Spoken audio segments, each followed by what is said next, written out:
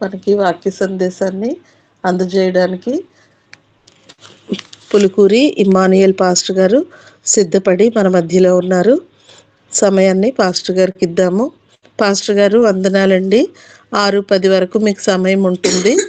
దేవుని వాక్యాన్ని అందజేయవలసిందిగా ప్రేమపూర్వక ఆహ్వానము.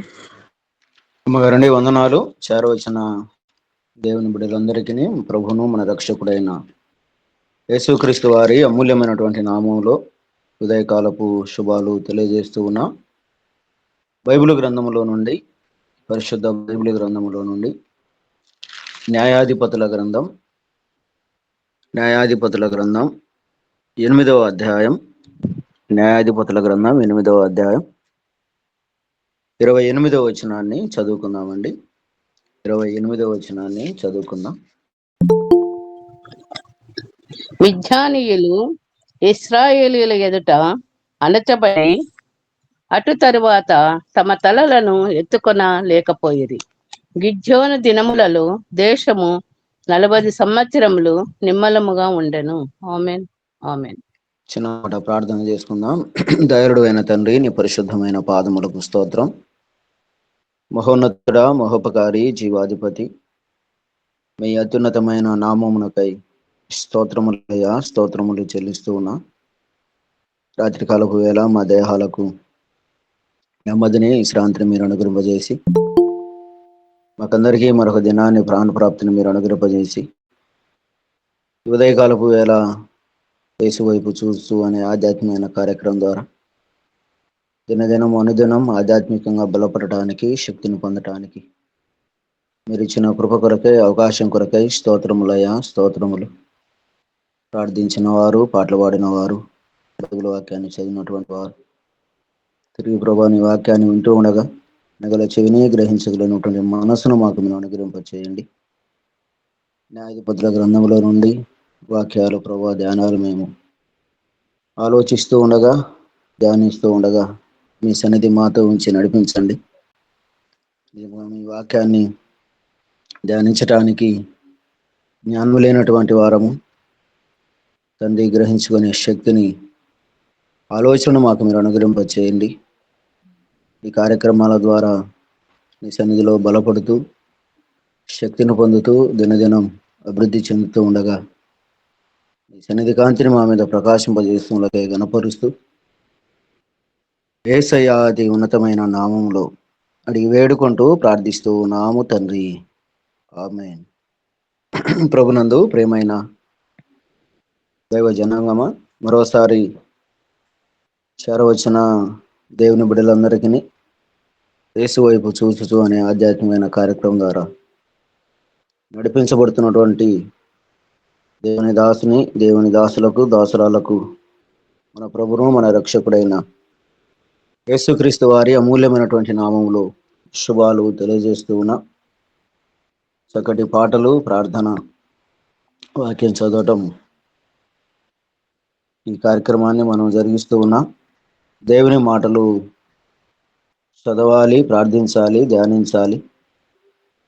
అలాగే దేవుని వాక్యం మన హృదయాలలో, మన మనసులో ఉంటే దేవాది దేవుడు మనల్ని బ్రతికించేవాడు, ఆశీర్వదించేవాడు. ఈ దినముకై ఏర్పాట్లు చేయబడిన లేఖన భాగంలో నుండి న్యాయాధిపతుల గ్రంథం 8వ అధ్యాయం 28వ వచనాన్ని మనం చదువుకున్నాం. ఇక్కడ ఒక న్యాయాధిపతి మనకు కనిపిస్తూ ఉన్నాడు. ఆయన పేరు గిద్యోను. ఈయన న్యాయాధిపతుల గ్రంథాలలో 5వ న్యాయాధిపతిగా కనపడుతూ ఉన్నాడు. గిద్యోను గురించినటువంటి ధ్యానాలు ఈ 3 అధ్యాయాలు, 6వ అధ్యాయం, 7వ అధ్యాయం, 8వ అధ్యాయంలో గిద్యోను గురించినటువంటి సంగతులు ఈ 3 అధ్యాయాల్లో మనకు కనపడతాయి. దేవుడు తన ప్రజలైనటువంటి వారిని, ఇశ్రాయేలీయులను, తన జనాంగాన్ని అన్యులైన వారికి అప్పగించినప్పుడు వారి స్థితి, వారి పరిస్థితి ఏ విధంగా, ఎంత భయంకరంగా ఉందో ఈ అధ్యాయాలలో మనకు కనపడుతూ ఉంది. మనం చదువుకున్నటువంటి వాక్య భాగంలో కూడా మిద్యానీయులు ఇశ్రాయేలుల ఎదుట అణచబడి అటు తర్వాత తమ తలలు ఎత్తుకొనలేకపోయిరి. గిద్యోను దినములలో దేశము 40 సంవత్సరాలు నిర్మలముగా ఉండెను. గిద్యోను గురించినటువంటి ధ్యానాలు, అమాలేకీయులు వారిని ఎంత భయంకరంగా శ్రమ పెట్టేవారో, ఎంత భయంకరంగా వారిని చూసేవారో మనకు ఈ 3 అధ్యాయాలలో మనకు కనపడుతూ ఉంది. ఎప్పుడైతే ఇశ్రాయేలీయులు దేవుని ఎదుట నుండి వారు దూరమవుతూ ఉన్నారో, ఆ దూరమైనప్పుడు దేవుడు వారిని ఇతర జనాంగానికి వారిని అప్పగించటం, మరలా వారు దేవుని వైపు తిరిగినప్పుడు వారిని రక్షించటం న్యాయాధిపతుల గ్రంథాలలో మనకు కనపడుతూ ఉంది. న్యాయాధిపతుల గ్రంథం ముందున్నటువంటి గ్రంథాలలో మనం చదువుతూ ఉన్నప్పుడు యెహోషువ ఒక మంచి నాయకుడిగా కనపడుతూ ఉన్నాడు.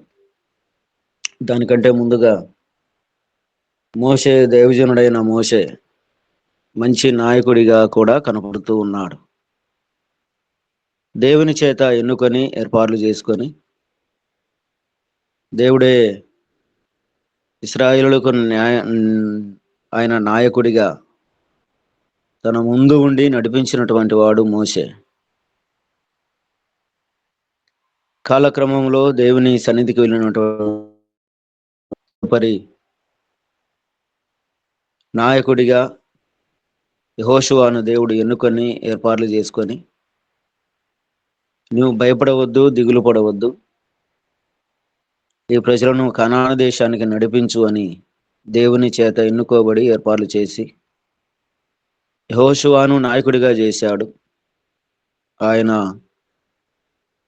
తాను ఏర్పరిచినటువంటి కనాను దేశానికి తన ప్రజలను వారిని నడిపించాడు. స్వాస్థ్యాలను అలాగే భూభాగాలను వారికి పంచిపెట్టిన యెహోషువను మనం గమనిస్తాం. తదుపరి సరైనటువంటి నాయకుడు, సరైనటువంటి వారు లేకపోవటం వల్ల ఇశ్రాయేలీయులు వారు అన్య దేవతల వైపు తిరిగి, అన్య ఆచారాల వైపు తిరిగి నిజ దేవుడైనటువంటి దేవాది దేవునికి దూరం అవటం మనం న్యాయాధిపతుల గ్రంథంలో మనం చూస్తాం. 2-3 పర్యాయాలు న్యాయాధిపతుల గ్రంథంలో మనం చదువుతూ ఉన్నప్పుడు ఇశ్రాయేలులకు న్యాయాధిపతి లేక నాయకుడు లేకపోవటం వల్ల వారు ఇష్టానుసారంగా బ్రతకటం మనం గమనిస్తాం. వారికి నాయకుడు లేడు, పెద్ద లేరు. ఆ మాటలు లేనప్పుడు లేక నాయకుడు లేనప్పుడు వారి ఇష్టానుసారంగా బ్రతకటం మనం గమనిస్తాం. సామెతల గ్రంథంలో కూడా ఒక చక్కటి మాటను మనం గమనిస్తే, నాయకుడు లేని జనులు కట్టులేక తిరుగుదురు.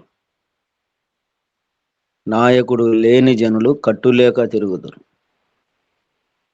ఏ దేశానికైనా, ఏ ప్రాంతానికైనా, ఏ గ్రామానికైనా, సంఘానికైనా, దేనికైనా ఒక పెద్ద అనేటువంటి వారు ఉండాలి.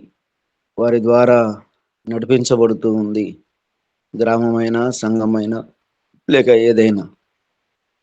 అలాగే నాయకుడు లేకపోతే, పెద్ద లేకపోతే, నడిపించేవారు లేకపోతే ప్రజలు ఇష్టానుసారంగా వారి బుద్ధి వచ్చినట్లుగా వారి ఇష్టానుసారంగా వారు బ్రతకటం మనం గమనిస్తాం. అది కుటుంబంలో కావచ్చు, సంఘంలో కావచ్చు, సొసైటీలో కావచ్చు, ఎక్కడైనా కావచ్చు. ఎవరో ఒకరు పెద్దగా ఉండాలి. కుటుంబాన్ని మనం గమనిస్తూ ఉన్నప్పుడు కుటుంబంలో పెద్ద అయినటువంటి తల్లిదండ్రుల మాట వింటూ వారు నడుస్తూ ఉన్నప్పుడు కుటుంబం చక్కగా సాగిపోతూ ఉంది. తండ్రి లేకపోయినా, తల్లి లేకపోయినా, మాట వినకపోయినా ఆ కుటుంబము చిన్నాభిన్నం అవుతూ ఉంది. ఆ కుటుంబం ఇష్టానుసారంగా బ్రతుకుతూ ఉంది. ఏదైనా కావచ్చు, కానీ దేనికైనా ఒక పెద్ద అనేటువంటి వారు, నాయకుడు అనేటువంటి వారు ఉండాలి. తదుపరి కాలక్రమంలో న్యాయాధిపతుల గ్రంథంలోనికి వచ్చేసరికల్లా వారికి సరైనటువంటి నాయకుడు లేకపోవటం వల్ల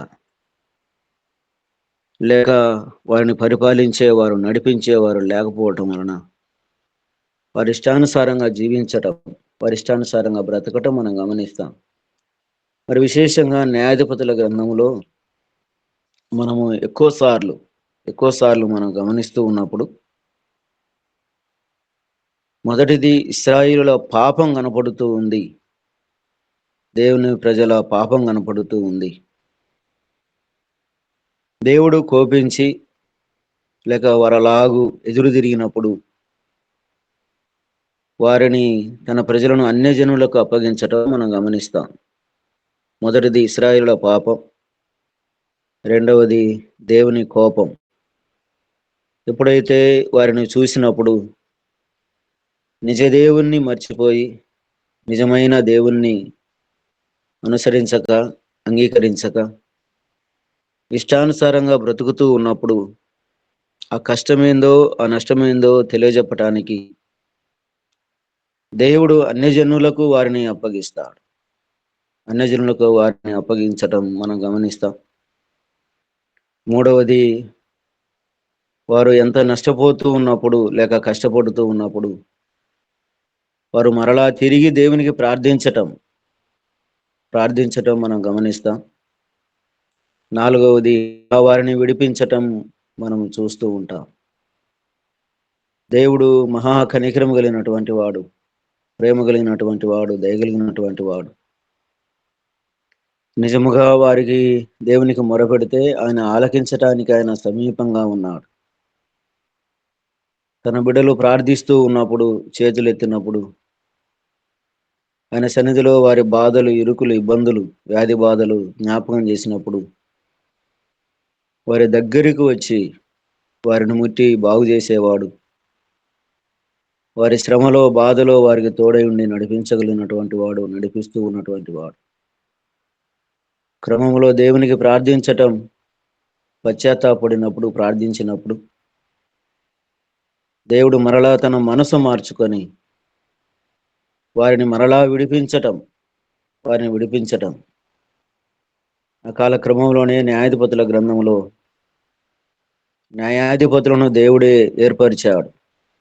న్యాయాధిపతులను దేవుడే ఎన్నుకున్నాడు. ఇశ్రాయేలులు అన్యజనుల పరిపాలనలో ఉన్నప్పుడు, వారిని శ్రమ పెడుతూ ఉన్నప్పుడు దేవా మమ్మల్ని విడిపించు అంటే వారిని విడిపించటానికి న్యాయాధిపతులను దేవుడు ఎన్నుకున్నాడు. ఆ కాల క్రమంలోనే న్యాయాధిపతులను దేవుడు ఎన్నుకొని ఏర్పాట్లు చేసుకొని తన బిడ్డలకు నెమ్మదిని ఇచ్చినట్లుగా దైవ గ్రంథంలో మనం చూస్తాం. ఆనాడే కాదు, నేడు కూడా మనం గమనిస్తూ ఉన్నప్పుడు ఆనాడైనా నేడైనా తన ప్రజల పాపం మరలా రోగాలకు, బానిసత్వానికి దేవుడు అప్పగించటం, శ్రమలకు అప్పగించటం, మరలా ప్రార్థన చేసినప్పుడు మరలా ఆ విధానాల నుంచి విడిపించటం మనం గమనిస్తాం. తిమోతి పత్రికలో మనం చదువుతాం కదా, మొదటి తిమోతి పత్రిక 1వ అధ్యాయం 15వ వచనంలో మనం చదువుతాం కదండి. మనకు కంఠితమైనటువంటి మాట, పాపులను రక్షించుటకు క్రీస్తు యేసు లోకమునకు వచ్చెను. ఎవరిని రక్షించటానికి దేవుడు ఈ లోకానికి వచ్చాడు? ఎవరిని కాపాడటానికి దేవుడు ఈ లోకానికి వచ్చాడు అని మనం చదువుతూ ఉన్నప్పుడు, పాపులను రక్షించుటకు క్రీస్తు యేసు లోకమునకు వచ్చెను. ఎవరు వీరు అని మనం గమనిస్తే దేవుని నుండి వచ్చినటువంటి బిడ్డలే, దేవుని నిర్మాణమైనటువంటి వారమే. దేవుని బిడ్డలమైనటువంటి మనం దేవుడు ఏర్పరచగా, దేవుడు పుట్టించగా, దేవుని నుండి వచ్చినటువంటి వారమే కానీ కాలక్రమంలో జీవిస్తూ పాపానికి దగ్గర అవుతూ దేవునికి దూరమై, దేవుని సన్నిధికి దూరమై, దేవుని ఎరగక బ్రతుకుతూ ఉన్నటువంటి, జీవిస్తూ ఉన్నటువంటి ప్రజలైనటువంటి వారు చాలా మంది ఉన్నారు. ఆనాడు అలాగున్నారు, ఈనాడు ఇలాగే ఉన్నారు. కాలం మారుతున్నా, సంవత్సరాలు మారుతూ ఉన్నా, మాసాలు మారుతూ ఉన్నా, వయసు మారుతూ ఉన్నా, వారి మాటల్లో, వారి తలంపులలో, వారి జీవిత విధానములో మార్పు అనేది లేకుండా దేవునికి వ్యతిరేకంగా జీవించేవారు చాలా మందే లోకంలో మనకు కనపడతారు. అయితే దేవుడు ఎందుకు వచ్చాడు అని మనం గమనిస్తే, పాపులను రక్షించుటకు దేవుడు ఈ లోకానికి వచ్చాడు. పాపులైనటువంటి వారిని రక్షించటానికి. పాపం ఏం తీసుకుని వస్తుంది? పాపం వలన వచ్చే జీతం మరణం అంటాడు. శాపకరమైనటువంటి మరణములో నుండి ఆయన రక్షించటానికి దేవుడు పాపుల కొరకై ఆయన ప్రాణం పెట్టినట్లుగా మనం చూస్తాం. పాప శాపాన్ని విడిపించటానికి, మానవుని పాపం విమోచించటానికి ఆయన క్రయధనముగా తన సొంత కుమారుడైన యేసు ప్రభువారిని లోకానికి పంపించి పాప శాపములను విడిపించటానికి ఆ ప్రియ ప్రభు అయినటువంటి యేసుక్రీస్తు వారి అమూల్యమైనటువంటి రక్తాన్ని ప్రపంచంలో ఉన్న ప్రతి మానవాళి కొరకై ఆయన ప్రాణం పెట్టాడు. ఆఖరి రక్త బొట్టు వరకై ఆయన ప్రాణం పెట్టాడు. యేసు రక్తం ప్రతి పాపమును కడుగును, పవిత్రపరచునని మనం గమనిస్తాం. ఆయన రక్తం ప్రతి పాపాన్ని కడుగుతూ ఉంది. ప్రతి మానవుని పాపాన్ని శుభ్రం చేస్తూ ఉంది. మేకల యొక్కయు గొర్రెల యొక్కయు రక్తము చేత ఎవరు విమోచించబడలేరు గాని, కడగలేరు గాని, పవిత్రపరచలేరు గాని, గొర్రెపిల్ల వంటి యేసుక్రీస్తు రక్తము చేత మాత్రమే విమోచించబడతారు. ఆయన పరిశుద్ధుడు, ఆయన పాపము లేనివాడు, ఆయన శాపము లేనటువంటి వాడు. అట్టి నిష్కలంకమైన యేసుక్రీస్తు రక్తము చేత మాత్రమే మానవాళికి పాప క్షమాపణ, విడుదల కలిగించినటువంటి దేవుడు ప్రభువైన యేసుక్రీస్తు వారే. ఆనాడు వారిని విడిపించడానికి న్యాయాధిపతులను దేవుడు ఎన్నుకున్నాడు, ఏర్పాట్లు చేశాడు. మానవాళిని విడిపించటానికి, మానవాళిని రక్షించటానికి ఆ ప్రభువే ఈ లోకానికి దిగి వచ్చాడు. కన్యక మరియమ్మ గర్భాన ధరించి మత్తయి సువార్త 1వ అధ్యాయం 21వ వచనంలో ఒక చక్కటి మాటను మనం గమనించగలం. మత్తయి సువార్త 1వ అధ్యాయం 21వ వచనం ఎవరైనా చదువుతారా? ఆమె యొక్క కుమారుని కనును, తన ప్రజలను వారి పాపముల నుండి ఆయనే రక్షించును గనుక ఆయనకు యేసు అను పేరు పెట్టుదమనెను. ఆమె దేవునికి స్తోత్రం. తన ప్రజలను వారి పాపములో నుండి ఆయనే రక్షించును గనుక ఆయనకు యేసు అను పేరు పెట్టబడును. నిజమే, తన ప్రజలే గాని పాపం మాత్రం వారిదే. పాపిని క్షమించగలడు గాని పాపాన్ని మాత్రం సహించగలిగినటువంటి వాడు దేవాది దేవుడు. ఎంత ఘోర పాపినైనా దేవుడు క్షమించగలడు. అందుకే భక్తుడైన అపోస్తుడైన పౌలు అంటాడు కదా, పాపులలో నేను ప్రధానుడను, పాపులలో నేను ప్రధానుడను అనే మాట మనం గమనిస్తాం. ఎంత ఘోర పాపినైనా, ఎంత ఘోర పాపినైనా, కుటుంబం అసహించుకున్నా, గ్రామం అసహించుకున్నా, లేక దేశం అసహించుకున్నా దేవుని దగ్గరకు వచ్చి ప్రభువా నన్ను రక్షించు అంటే, కాపాడు అంటే చేతులు చాపితే తన చేయబట్టుకొని పైకి లేవనెత్తి తన జీవితాన్ని బాగు చేసి, బ్రతుకును బాగు చేసి, ప్రేమించి హత్తుకొని ఆయన సన్నిధిలో చేర్చుకోగలిగినటువంటి వాడు. మార్కు సువార్త 5వ అధ్యాయం 4వ వచనంలో మనం గమనిస్తే, అతను ఎవడూ సాధుపరచలేకపోయాను, బాగు చేయలేకపోయాను. 15వ వచనంలోనే అనుకుంటా, యేసు పాదముల యొద్ద కూర్చుండెను అనే మాట మనం అక్కడ గమనిస్తాం. గెరాసీను దెయ్యం పట్టినటువంటి వాడు, అతన్ని ఎవరు బాగు చేయలేదు, కానీ బాగుపరచాలని, బాగు చేయాలని సంకెల చేత బంధించారు, కాలు చేతులు బంధించారు. కానీ వాటిని తుత్తునీలుగా చేసుకొని తెంపు వేసుకునేవాడు. మనుషులు బాగు చేయాలని ఆలోచించారు, బంధించారు, కానీ ఆ వ్యక్తి బాగుపడలేదు. ఎప్పుడైతే ప్రభు అయిన యేసుక్రీస్తు వారు ఎదుట పడ్డాడో, ఎదురుకు వచ్చాడో, యేసు ప్రభు కనికరము కలిగినటువంటి వాడు ఆ వ్యక్తిని బాగు చేశాడు. బాగుపడినటువంటి ఆ వ్యక్తి యేసు పాదముల యొద్ద కూర్చున్నాడు. ఒకప్పుడు చేతికి సంకెళ్ళు ఉన్నాయి, కట్టుకోవటానికి బట్టలు లేవు, శరీరం మొత్తం గాయాలతో నింపబడింది. దేవుని సన్నిధికి వచ్చినప్పుడు, దేవుని సముఖంలో కూర్చున్నప్పుడు, లేక దేవుని పాదాల యొద్ద కూర్చున్నప్పుడు ఆ వ్యక్తి బాగుపడ్డాడు. అనేకులు చూశారు, ఆశ్చర్యపడ్డారు.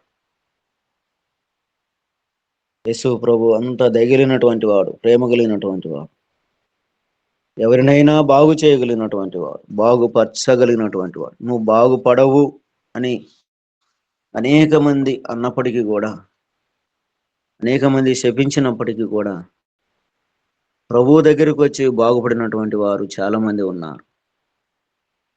ఇశ్రాయేలు జనాంగం కూడా అలాగే ఉంది. మనం చదువుతూ ఉన్నప్పుడు అక్కడక్కడ కొన్ని విషయాలు మనం జ్ఞాపకం చేసుకుందామండి.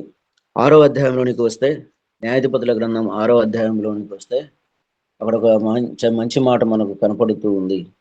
ఇశ్రాయేలు యెహోవా దృష్టికి దోషులైనందున యెహోవా 7 ఏళ్ళు వారిని మిద్యానీయులకు అప్పగించాను. ఇశ్రాయేలుల దోషం, ఇశ్రాయేలుల పాపం ఎంత భయంకరంగా కనపడుతుంది. వారు ఎంతగా చెడిపోయారు, ఎంతగా దేవునికి దూరం అయ్యారు అని మనం గమనిస్తూ ఉన్నప్పుడు, వారు ఇశ్రాయేలు యెహోవా దృష్టికి దోషులైనందున ఎవరికి దోషులయ్యారు? దేవునికి దోషులయ్యారు. యెహోవా దేవుని దృష్టికి దోషులైనారు. నిజమైనటువంటి దేవుణ్ణి మర్చిపోతే, నిజమైనటువంటి దేవుణ్ణి మర్చిపోయి ఆయన వేడుకొనక, ఆయనకు ప్రార్థించకపోతే వారు దోషులే, ఆనాడైనా నేడైనా. కాబట్టి దేవుడు వారికి 7 ఏళ్ళు వారిని మిద్యానీయులకు అప్పగించాను. ఈ మిద్యానీయులు ఎవరు అని మనం గమనిస్తూ ఉన్నప్పుడు, ఆదికాండం 25వ అధ్యాయం మొదటి 2 వచనాలలో మనం చదువుకోవచ్చు. ఆదికాండం 25వ అధ్యాయం మొదటి 2 వచనాలలో అబ్రహాము గారికి కెతురాకు పుట్టినటువంటి సంతానమే ఈ మిద్యానీయులు. దేవునికి దూరమయ్యారు, దేవునికి వ్యతిరేకమైనటువంటి జనాంగంగా ఉన్నారు. వారు ఇశ్రాయేలును అణిచివేయటం ప్రారంభించారు. 2వ వచనంలో మనం చదివితే, న్యాయాధిపతుల గ్రంథం 6వ అధ్యాయం 2వ వచనంలో, మిద్యానీయుల చెయ్యి ఇశ్రాయేలుల మీద హెచ్చు ఆయను గనుక వారు మిద్యానీయుల ఎదుట నిలవలేక కొండలోను, వాగులను, గుహలను, దుర్గములను తమకు సిద్ధపరుచుకొనిరి. ఎంత భయంకరమైనటువంటి పరిస్థితిలోనికి వారు వచ్చారు అని మనం గమనిస్తే, వారి స్థితి, వారి పరిస్థితి ఎంత దయానీయంగా కనపడుతూ ఉందో. కారణం ఒకటే, దేవుని దృష్టికి దోషులయ్యారు, దేవుని నుండి దూరం అయ్యారు, దేవుని సన్నిధి నుండి దూరం అయ్యారు. దేవుడు తన బిడ్డలకు చేసినటువంటి అద్భుత కార్యాలు, ఆశ్చర్యమైనటువంటి కార్యాలను మరచి, నిజ దేవుణ్ణి మరచి, ఎన్నో వారి ఎడల అద్భుత కార్యాలు, ఆశ్చర్య కార్యాలు జరిగించినటువంటి దేవుణ్ణి మర్చిపోయి, ఆ దేవుణ్ణి ఎరగక దేవతల వైపు తిరిగి, అన్య ఆచారాల వైపు తిరిగి, వాటినే ఆరాధించటం, వాటినే కొలవటం, వాటినే పూజించటం, వాటి వైపు తిరిగినప్పుడు దేవుని దృష్టికి వారిని శిక్షించడం దేవుడు ప్రారంభించాడు. దేవుడు వారిని అన్యులకు అప్పగించినప్పుడు, మిద్యానీయులకు అప్పగించినప్పుడు, లేక ఇలాగనుకుందాం, దేవుని సన్నిధి నుండి దూరమైనటువంటి వారి పరిస్థితి ఎంత దయానీకంగా కనపడుతూ ఉందో, ఎంత భయంకరంగా కనపడుతుందో మనం గమనిస్తే, మిద్యానీయుల చేయి ఇశ్రాయేలీయుల మీద హెచ్చు ఆయను. ఇశ్రాయేలీయులు దేవుని బిడ్డలు, దేవుని జనాంగం. నిజంగా వారి చేయి పైన ఉండాలి, మిద్యానీయుల చేయి క్రింద ఉండాలి. వారే హెచ్చుగా ఉండాలి, వీరు తగ్గి ఉండాలి. ఎందుకంటే దేవుని జనాంగం కదా, దేవుని బిడ్డలు కదా. అయితే ఇక్కడ తారుమారవుతూ ఉంది. వారి చేయి, అన్యుల చెయ్యేమో పైన ఉంది, వీరి చెయ్యేమో కింద ఉంది. వారి క్రింద బానిసలుగా బ్రతికేటువంటి పరిస్థితి ఏర్పడింది. దేవుని సన్నిధి నుండి దూరమైన ఎవరైనా కావచ్చు, ఆనాడు ఇశ్రాయేలు కావచ్చు, ఈనాడు బ్రతుకుతున్న జనాంగం కావచ్చు, ఎవరైనా కావచ్చు, దేవుని నుండి దూరం అయితే, దేవుని సన్నిధి నుండి దూరం అయితే, దేవుని సముఖము నుండి దూరం అయితే ఆయన శ్రమలకు అప్పగిస్తాడు అనేటువంటి మాటను మనం గమనించవచ్చు. ఎందుకంటే వాడు మరలా ఆ శ్రమల పాలైన, ఆ శ్రమలు తెచ్చుకొని వాటి ద్వారానైనా దేవుని సన్నిధికి, నా సన్నిధికి వస్తాడనేటువంటి ఒక ఆశ. వీరి పరిస్థితి ఎంత భయంకరంగా ఉంది అని మనం గమనిస్తే, మిద్యానీయులు ఎదుట నిలవలేక వారు ఎక్కడ నివాసం చేసేవారు అంటే కొండలో, వాగులను, గుహలను స్థావరాలుగా చేసుకుని వారు సిద్ధం చేసుకునేవారంట. నివసించటానికి భయపడేవారు. గ్రామంలో లేక వారు ఉన్నటువంటి విధానంలో వారు భయపడేవారు. అంత మాత్రమేనా అని మనం గమనిస్తూ ఉన్నప్పుడు వారి పరిస్థితి భయంకరంగా కనపడుతుంది. 2వ వచనం, 3వ వచనం, 4, 5, 6 వచనాలలో ఇలాగ మనం 10వ వచనం వరకు మనం చదివితే వారి పరిస్థితి చాలా భయంకరంగా కనపడుతూ ఉంది. వారి పంటలు వేశారు, వారు విత్తనం వేశారు, పంటలు బాగా పండాయి. కానీ వారి 4వ వచనంలో మనం చదివితే, ఆఖరి భాగంలో మనం చదివితే, జీవన సాధనమైన మరి దేనిని గాని ఇశ్రాయేలీయులకు ఉండనీయలేదు. జీవన సాధనమైన దేనిని వారి పంట వారు దోచుకుని పోయేవారు, వారి పశువులను వారు దోచుకుని పోయేవారు. ప్రతిదీ వారి జీవనోసాధమైనటువంటి దేనినైనాను వారికి ఉంచకుండా వారు దానిని తీసుకుని పోయేవారు. వారి స్థితి ఎంత భయంకరంగా కనపడుతుంది అని మనం గమనిస్తే, 6వ వచనం చదవండి. ఒక చక్కటి మాట అందులో కనపడుతూ ఉంది. 6వ అధ్యాయం 6వ వచనం. దేశమును పాడు చేయుటకు వారు దానిలోనికి వచ్చిరి. ఇశ్రాయేలీయులు మిద్యానీయుల వలన మిక్కిలి హీన దశకు వచ్చినప్పుడు వారు యెహోవాకు మొరపెట్టిరి. ఆమేన్. దేవునికి స్తోత్రం. ఇశ్రాయేలుల పరిస్థితి ఎంత భయంకరంగా కనపడుతుంది అని మనం గమనిస్తే, ఇశ్రాయేలుల చెయ్యి పైన ఉండాలి, మిద్యానీయుల చెయ్యి కింద ఉండాలి. కానీ మిద్యానీయుల చెయ్యి ఇశ్రాయేలు మీద పైగా ఉంది. రెండవదిగా మనం గమనిస్తూ ఉన్నప్పుడు వారి పంట, వారి జీవన సాధనమైన ప్రతిదీ వారికి లేకుండా పోయింది. అయితే 3వదిగా మనం గమనిస్తూ ఉన్నప్పుడు 6వ అధ్యాయం 6వ వచనములో, ఇశ్రాయేలీయులు మిద్యానీయుల వలన మిక్కిలి హీన దశకు వచ్చినప్పుడు ఎంత భయంకరంగా ఉందో, దేవుని ఎడల అద్భుత కార్యాలు జరిగించినటువంటి వారు, చూసినటువంటి వారు, వారి స్థితి ఇప్పుడు ఎలా ఉంది అంటే హీన దశకు వచ్చినప్పుడు కాపాడేవారు లేరు, కనికరించేవారు లేరు, సహాయం చేసేవారు లేరు. పండిన పంట దోచుకొని వెళ్ళేవారు, పశువు ఒంటెలు ఒకటి అనమేటిది ఒక్కటి అనేది కాకుండా ప్రతిదీ వారు దోచుకుని వెళ్ళేవారు. నోటికాడ అన్నం తీసివేసినట్లుగా వండుకున్నారు, బాగా తినాలి అనే ఆశ ఉంది, ఆకలి ఉంది. అన్నం పేట్లో వేసుకొని కలుపుకొని ఆ ముద్ద నోట్లో పెట్టుకొని తిందాము అనుకునేసరికల్లా ఆ ముద్దను వారు తీసివేసేవారు. వారి స్థితి ఎంత భయంకరంగా ఉందని తెలియజేస్తున్నారు అంటే మిక్కిలి హీన దశకు వచ్చారండి. దేవుని మరిచిన జనాంగం, దేవునికి దూరమైనటువంటి జనాంగం,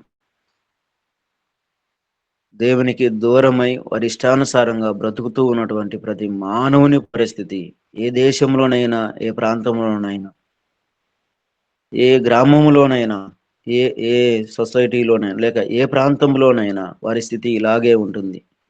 ఇశ్రాయేలు పరిస్థితి ఆనాడు ఎలా ఉందో నేడు దేవునికి దూరమైన వారి పరిస్థితి కూడా అలాగే ఉంటుంది. హీన దశ. తిందామన్నా తిండి లేదు, కట్టుకోవటానికి బట్టలు లేవు, నివసించడానికి ప్రాంతము లేదు, ఇండ్లు లేదు, వాకిల్ లేదు, సరిగా నిద్రపోయే పరిస్థితి కూడా కలదు. ఎప్పుడు వస్తారో తెలియదు, ఎప్పుడు దాడి చేస్తారో తెలియదు, ఎప్పుడు దాడి చేసి కొడతారో కూడా తెలియదు, బంధిస్తారో కూడా తెలియదు. ఎంత భయంకరంగా కనపడుతుందంటే హీన దశకు వచ్చారు. ఆ మాట అలాగే ఉంచి మరొక మాట చదువుకుందామండి. 10వ వచనం చదివితే, అదే అధ్యాయం 10వ వచనాన్ని మనం చదివితే, మీరు అమోరీయుల దేశమున నివసించుచున్నారు, వారి దేవతలకు భయపడుకుడి అని మీతో చెప్పి తిని, కానీ మీరు నా మాట వినకపోతురి. ఆమేన్. దేవునికి స్తోత్రం. ఇక్కడ దేవుడు మాట్లాడుతూ ఉన్నాడు, దేవుడు జ్ఞాపకం చేస్తూ ఉన్నాడు. దేవుడు జ్ఞాపకం చేస్తూ ఉన్నప్పుడు వారి పరిస్థితిని దేవుడు తెలియజేస్తూ ఉన్నాడు. వారి పరిస్థితిని దేవుడు తెలియజేస్తూ ఉన్నాడు. 8వ వచనములో మనం చదువుతూ ఉన్నప్పుడు దేవునికి మొరపెట్టగా, 7వ వచనములో దేవునికి మొరపెట్టగా దేవుడు వారితో మాట్లాడుతూ మిమ్మల్ని నేను ఐగుప్తులో నుండి రప్పించి దాసుల గృహంలో నుండి మిమ్మల్ని తోడుకుని వచ్చి తిని, ఐగుప్తుల చేతిలో నుండి మిమ్మల్ని బంధించిన వారందరి చేతిలో నుండి మిమ్మల్ని విడిపించి మీ ఎదుట నుండి వారిని తోలివేసి వారిని దేశమును మీకు ఇచ్చి తిని, వారిని తోలివేసి వారిని పక్కకు పంపించి ఆ దేశాన్ని దేవుడే వారికి ఇచ్చాడు. అయితే అక్కడ ఒక మాట, చక్కటి మాట మనం గమనిస్తే, మీ దేవుడైన యెహోవాను నేనే, అలాగూ మీకు సుఖాన్ని ఇచ్చినటువంటి వాడిని, శ్రమ అనేటువంటి బంధకములో నుండి విడిపించినటువంటి వాడిని, దాసుల గృహములో నుండి ఐగుప్తులో నుండి మిమ్మల్ని విడిపించి మంచి పాలు తేనెలు ప్రవహించే దేశానికి నడిపించినటువంటి వాడును నేనే. అయితే మీ దేవుడైన యెహోవాను నేనే మీ దేవుడను, అయితే మీ దేవుడను నేనే గాని మీరు వారి దేవతలకు భయపడకుడి అంటే వారిని ఎంతగా ప్రేమిస్తూ ఉన్నారో చూడండి. 10వ వచనం మనం చదువుకున్నాం కదా, మీరు అమోరీయుల దేశమును నివసించుచున్నారు, వారి దేవతలకు భయపడకుడి అని మీతో చెప్పితిని గాని మీరు నా మాట వినకపోతిరి. దేవుని మాట వినకపోవటం ఆనాడు తన బిడ్డలైనటువంటి ఇశ్రాయేలు వినటం లేదు, ఈనాడు ఉన్నటువంటి ప్రజలు కూడా వినటం లేదు. వారి దేవునికి మీరు భయపడవద్దు, దేవతలకు భయపడవద్దు అంటే వారు ఇష్టపడి నిజ దేవుని మర్చిపోయి వారిని ఆరాధించటం, పూజించటం మనం జ్ఞాపకం చేసుకోవచ్చు. అయ్యా మీరు భయపడవద్దు అంటే వారిని గుళ్ళోకి తీసుకొని వచ్చి, ఇంట్లోకి తీసుకొచ్చి పూజించేవారు లేరంటే చాలా మందే ఉన్నారు. అలాగైతే దేవుడు అన్నాడు, నేనే మిమ్మల్ని విడిపించినటువంటి వాడు, మీ దేవుడైన యెహోవాను నేనే. అంటూ ఒక బాధకరమైనటువంటి మాటను జ్ఞాపకం చేస్తాడు. మీరు నా మాట వినక పోతిరి. దేవుని మాట వినకపోవటం మీకు బాల్యం నుండి వాడుకాయను అంటాడు. దేవుని మాట ఎంత ప్రేమ కలిగినటువంటిదో, ఎంత దగిలినటువంటిదో, ఎంత కనికరం కలిగినటువంటిదో ఒక వ్యక్తిని ఊరికి అలాగూ జ్ఞాపకం చేసుకుంటే, మత్తయి సువార్త 8వ అధ్యాయం 1-2 వచనాల్లో మనం గమనిస్తే, అయ్యా నీకిష్టమైతే నన్ను శుద్ధినిగా చేయి, నీకిష్టమైతే నన్ను శుద్ధినిగా చేయి అంటే ఆ వ్యక్తిని ఎవరూ ప్రేమించలేదు, ఆ వ్యక్తి ఎవరూ దగ్గరికి తీయలేదు, ఆ వ్యక్తిని ఎవరూ ఆదరించలేదు, ప్రేమించలేదు. కుటుంబం ఉండవచ్చు, అన్నీ ఉండవచ్చు, కానీ అందరూ వెలివేశారు, దూరం చేశారు. ప్రభు సన్నిధికి వచ్చి ప్రభు సముఖములో ప్రభు పాదాల చెంత చేరి ఇలాగూ ప్రార్థిస్తూ ఉన్నాడు, సాగిలపడి మొక్కి ఆయనకు నమస్కరించి, ప్రభా నీకిష్టమైతే నన్ను శుద్ధినిగా చేయి, నీకిష్టమైతే నన్ను శుద్ధినిగా చేయి అన్నప్పుడు దేవుడు అన్నాడు, నాకిష్టమే, నువ్వు శుద్ధుడి కమ్ము. ఆయన మాట వింటే, ఆయన దగ్గరకు వచ్చి ఆయన మాట వింటే, ఆయన దగ్గర సాగిలపడితే, ఆయన దగ్గర మొరపెడితే, ఆయన దగ్గర ప్రార్థన చేస్తే, ఇక్కడే కింది వచ్చిన వాళ్ళు మనం గమనిస్తే, యెహోవాకు మొరపెట్టిరి, యెహోవాకు ప్రార్థించిరి, యెహోవాకు దేవుని సన్నిధిలో చేరి ప్రార్థించటం ప్రారంభించారు. ఇంత బాధలో, ఇంత శ్రమలో, ఇంత హీన దశలో వారు దోషులైపోయారు. నిజంగా మానవునిగా మనం ఆలోచన చేస్తే, ఏదైనా తప్పు చేసినటువంటి వారిని, ఆ వ్యక్తిని మనం ప్రత్యేకంగా చూస్తాం. ఈ వ్యక్తి జీవితం ఇలాంటిదే, ఈ వ్యక్తి బ్రతుకు ఇలాంటిదే, ఈ వ్యక్తి పరిస్థితి ఇలాంటిదే, వాడు మారడు, వాడు మారడు, ఆ వ్యక్తిగా మారడు అంట. ఒకవేళ మారినా ఆ వ్యక్తి చేసినటువంటి తప్పును పదే పదే జ్ఞాపకం చేసుకున్నాం. ఫలాని స్థితిలో, ఫలాని పరిస్థితుల్లో ఇలాగున్నాడు కదా అని ఆలోచన చేస్తాం. కానీ దేవుడు అలాంటి వాడు కాదు. నీ పాపాన్ని మరి ఎన్నడూ నేను జ్ఞాపకం చేసుకున్నాను అంటాడు దేవుడు. నీ పాపం అంతటితోనే సమాప్తం. నువ్వు ఎప్పుడైతే దేవా నేను పాపిని, నన్ను కరుణించు అంటావో, యేసు ప్రభు రక్తము చేత ఆ పాపాన్ని కడిగి శుద్ధి చేసి, ఆ పాపాన్ని మరి ఎన్నడూ ఆయన జ్ఞాపకం చేసుకున్నాడు. యెషయా గ్రంథంలో ఆ మాట మనం గమనిస్తాం. ఎన్నడూ, ఎప్పుడూ జ్ఞాపకం చేసుకున్నాడు. దేవుని సన్నిధిలో, దేవుని సముఖంలో వారు చేరినప్పుడు, ఇశ్రాయేలు చేరినప్పుడు వారి పరిస్థితి, వారి గతి, వారి దీనస్థితి, వారి హీనస్థితి వారు ఎరిగి, వారు తెలుసుకొని దేవుని సన్నిధికి వచ్చి యెహోవాకు మొరపెట్టిరి.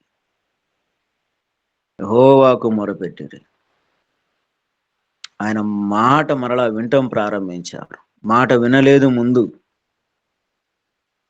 శ్రమలు పాలైనప్పుడు, బాధలు అయినప్పుడు, నిందలు అవమానాలు ఎక్కువైనప్పుడు, నివాసం లేనప్పుడు, పంట లేనప్పుడు, ఆకలితో అలమటిస్తూ ఉన్నప్పుడు, భయంకరంగా హీనస్థితిలో వారు ఉన్నప్పుడు దేవుని సన్నిధికి రావటం వారు ప్రారంభించారు.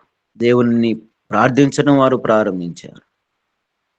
దేవుని సన్నిధిలో వారు వేడుకుంటూ ఉన్నప్పుడు, ప్రణమిలినప్పుడు, ప్రాధేయపడుతూ ఉన్నప్పుడు దేవుణ్ణి ఆలకించి, మిమ్మల్ని నేను విడిపిస్తాను అని ఆనాడు గిద్యోనును న్యాయాధిపతిగా దేవుడు ఎన్నుకున్నాడు, ఏర్పాట్లు చేశాడు.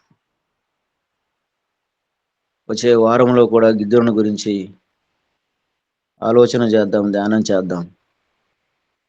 అయితే వారి పరిస్థితి అలాగూ ఉంది. నేడు మన పరిస్థితి లేక లోకమున్న ప్రజల పరిస్థితి ఎలాగుంది? వారు తప్పు తెలుసుకున్నారు, దేవుని సన్నిధికి వచ్చారు, దేవుడు వారిని విడిపించాడు. వారి కొరకు ఒక మంచి నాయకుడిని గిద్దోనును దేవుడు ఎన్నుకున్నాడు, ఏర్పాట్లు చేశాడు. వారిని దేవుడు విడిపించటానికి ఒక మంచి నాయకుడిని ఏర్పాటు చేశాడు. ఈనాడు ఇప్పుడు ఇంకా లోకంలోనే ఉన్నారా? ప్రభువుని ఎరగక, ప్రభు నిజమైనటువంటి దేవుడని తెలిసి ఆయనను ఎరగక, ఆయన నమ్ముకొనక దినాలు, మాసాలు, సంవత్సరాలు దయాకిరీటంగా దేవుడు అనుగ్రహింపజేస్తూ ఉన్నాడు, ఇస్తూ ఉన్నాడు. వాటిని మనము ఆనందంగా స్వీకరిస్తూ ఉన్నాం. సంవత్సరాలు గడిచిపోతూ ఉన్నాయి, మాసాలు గడిచిపోతూ ఉన్నాయి, దినాలు గడిచిపోతూ ఉన్నాయి, సంవత్సరం వెంట సంవత్సరం, రోజుల వెంట రోజులు గడిచిపోతూ ఉన్నాయి. ఇంకా నిజ దేవుడు ఎవరో ఎరగక ఉన్నామా? ఒకవేళ అలాగూ ఉంటే ఆనాడు ఇశ్రాయేలు వచ్చినట్లుగా, ఇశ్రాయేలు దేవునికి మొరపెట్టినట్లుగా దేవుని సన్నిధిలో మొరపెడితే, ప్రార్థన చేస్తే దేవుడు ప్రార్థన విని ఆనాడు మిద్యానీలలో నుండి వారిని విడిపించి రక్షించి ఒక మంచి నాయకుడిని గిద్దోనును దేవుడు ఏర్పాట్లు చేశాడు. మనం చదువుకున్నాం, 40 సంవత్సరాలు వారికి నెమ్మది ఉంది. 40 సంవత్సరాలు వారికి నెమ్మది ఉంది. గిద్దోను సాదృశ్యంగా ప్రభువైన యేసుక్రీస్తు వారిని ఈ లోకానికి వచ్చాడు. వారు 40 సంవత్సరాలు ఉన్నారు, కానీ యేసు ప్రభువును నమ్మితే, యేసు ప్రభువును స్వీకరిస్తే, యేసు ప్రభువును స్వరక్షకునిగా అంగీకరిస్తే భూమి మీద ఉన్నంత కాలం నెమ్మది ఉంటుంది, సౌఖ్యం ఉంటుంది, సుఖం ఉంటుంది, సమాధానముతో జీవించగలం, సమాధానముతో బ్రతకగలం. చిన్న చిన్న ఆటంకాలు వచ్చినప్పటికీ కూడా దేవుడు వాటి అన్నిటిలో నుండి విడిపించి విడుదల చేసి నెమ్మదినిచ్చి సమాధానాన్నిచ్చి దేవుడు నడిపించగలిగినటువంటి వాడు, నడిపిస్తూ ఉన్నటువంటి వాడు. భూమి మీద ఉన్నంత కాలం సమాధానం ఉంది, భూమి మీద బ్రతికినంత కాలము శాంతి ఉంది. నమ్మితే సమాధానముతో జీవించగలం.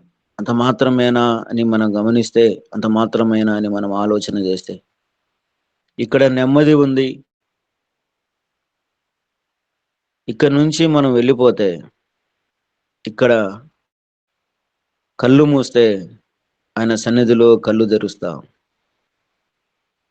ఇక్కడ 30, 40, 50, 60, 70, 80 మహా అయితే 100 సంవత్సరాలు బ్రతకగలం, జీవించగలం. కష్టాలు నష్టాలు అనుభవించి జీవించగలం. నమ్మిన వారికి నెమ్మది ఉంది, శాంతి ఉంది. ఇక్కడ నుంచి వెళ్ళిపోయి కళ్ళు మూసి ఆయన సన్నిధిలో కళ్ళు తెరిస్తే అక్కడ కూడా మనకు సమాధానంతో నింపబడతాడు.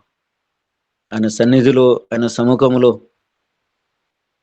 ఆయన చూస్తూ బ్రతికే కాలం మనకు ఉంటూ ఉంది. ఎంతకాలం అని మనం గమనిస్తే, యుగ యుగాలు దేవునితో మనం ఉండగలం.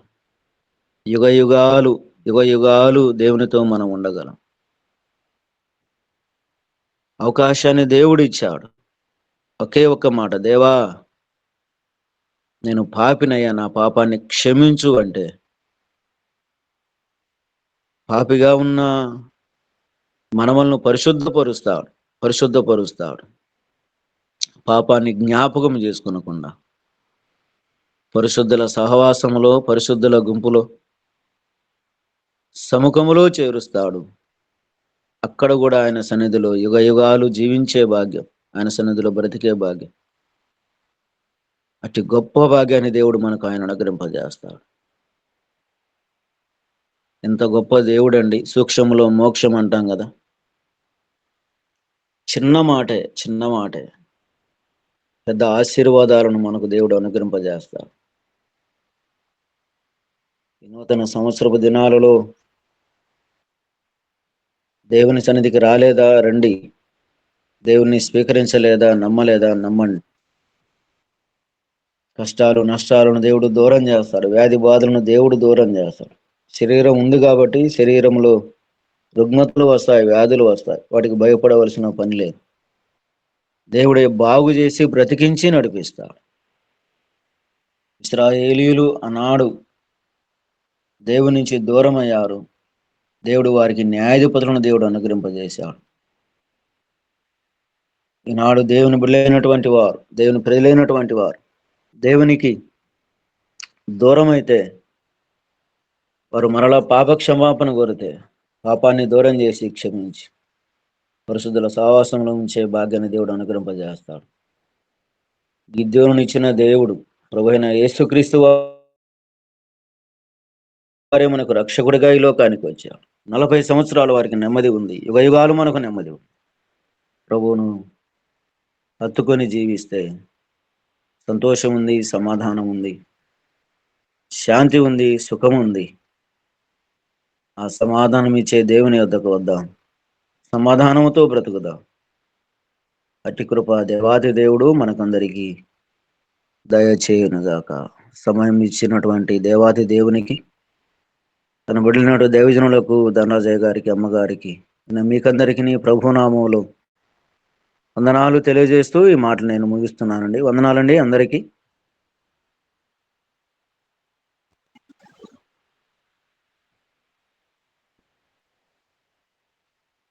గారు వందనాలు.